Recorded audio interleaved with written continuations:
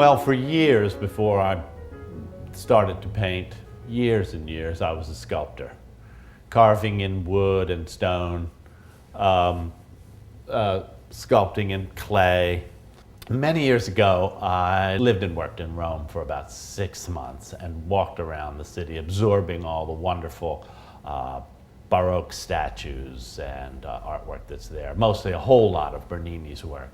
And I thought to myself, well, the whole statue, the entire sculpture is just fantastic, but if you were to just saw off one of those legs, one of those arms, a piece of the fabric that's blowing in the wind, any one of those would be a wonderful contemporary sculpture.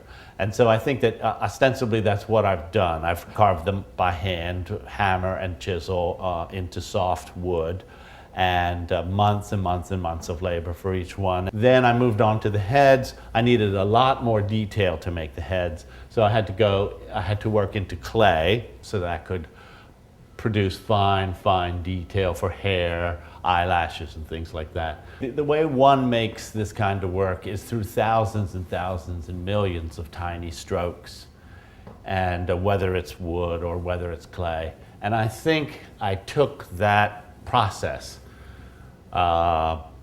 and moved it eventually, or it moved with me eventually, to painting.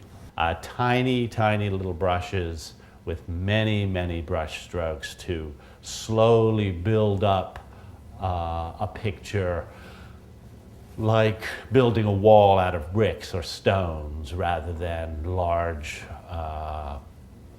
sweeping gestures. My paintings are basically small theatrical fiction events. There was a time in my life when I was involved with theater, and I think a lot of these kinds of pictures or scenes have a theatrical aspect to them. I put together disparate subject matter, the exoticism of nature with the exoticism of what humans create here in the city.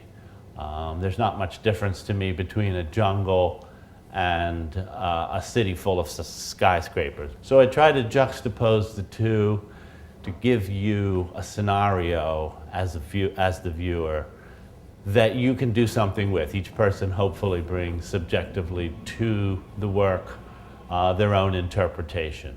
If it's a wild bird, an exotic bird, in a landscape filled with skyscrapers, it's up to the individual to decide why. I frequently use windows and/or doors to take you from an interior to an exterior or vice versa, so that within a very small confined space, you get a maximum amount of distance from viewer to the end of the area viewed.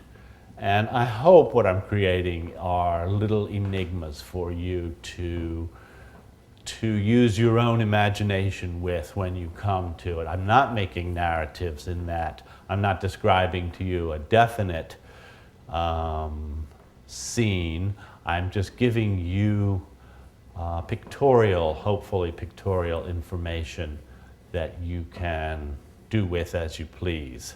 It's so much a part of my life on a daily basis that if there's ever a day or two when, say, I'm out of town or something happens that I can't work, I feel the loss.